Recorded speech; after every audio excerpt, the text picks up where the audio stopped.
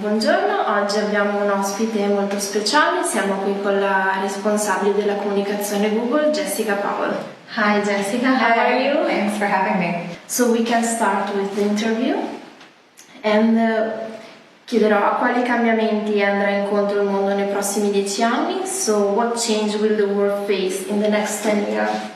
That's a very, very good question, right? I mean, I think you could go in so many different directions. You could talk about the environment, of course. It seems impossible to talk about the next 10 years without talking about the environment. Technology, too, it moves so quickly. It's hard to imagine that the world today will look the same in 10 years. Dice che è una risposta molto complicata perché ci sono tantissime risposte, di sicuro non si può non parlare dell'ambiente in questo periodo e anche la tecnologia che ha avuto tantissimi sviluppi, avrà tantissimi sviluppi. Quindi l'era della carta stampata è davvero giunta al termine. Do you believe that the printing era has really come to an end? Oh, not at all. I mean, I don't know the case in Italy, but if you look at the US, print book sales were up this past year.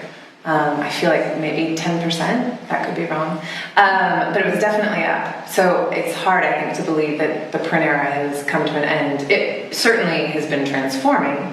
It's not the dominant era, but it's not disappearing. It's never coming to an end. I don't know, never, but it's hard for me to see it completely disappearing. No, di sicuro l'era della carta stampata non sta scomparendo, anzi negli Stati Uniti è circa il 10%, di sicuro questa non è l'era della carta stampata, ma di sicuro non sta scomparendo.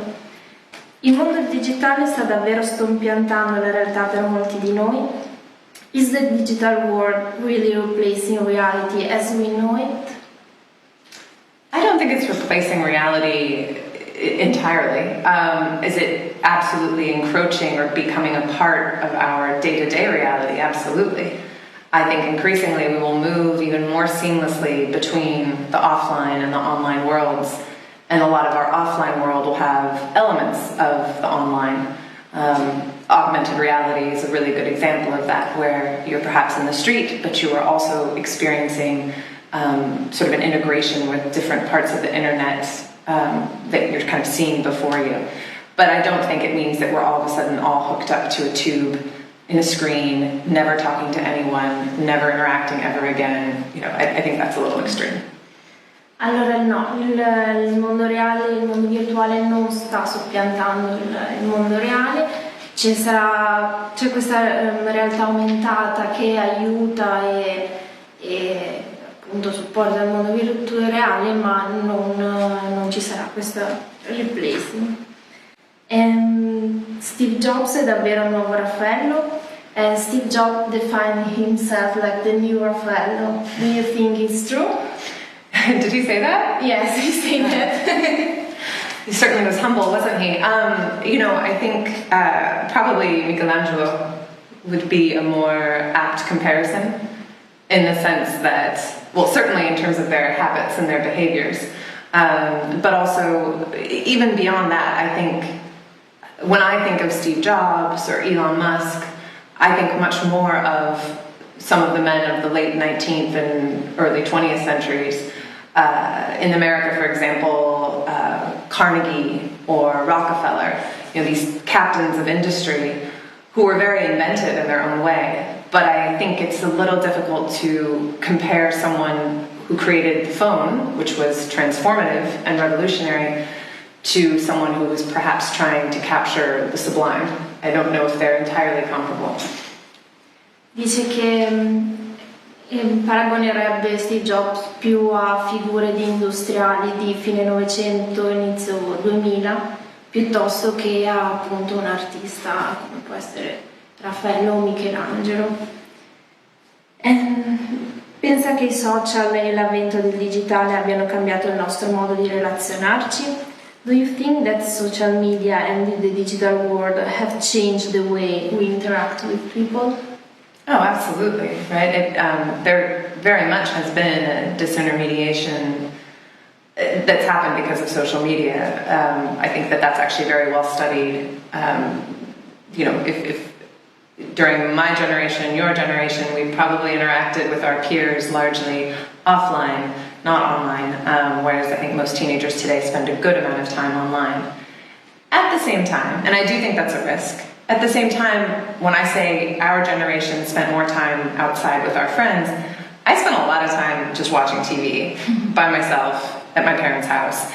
My brain was supposed to rot then, just like, that was the thing that everyone said then. So I think it's always useful to maintain some perspective. I do worry about my kids growing up and turning more to the computer or to their phone for comfort than to other people. But I also think that sometimes some of the worries about it are a little overstated.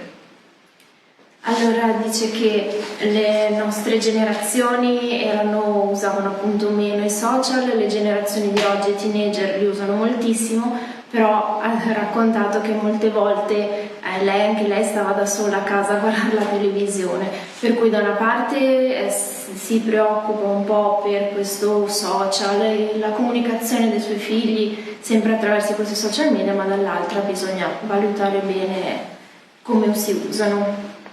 And the last question is good communication important in order to make oneself known? No?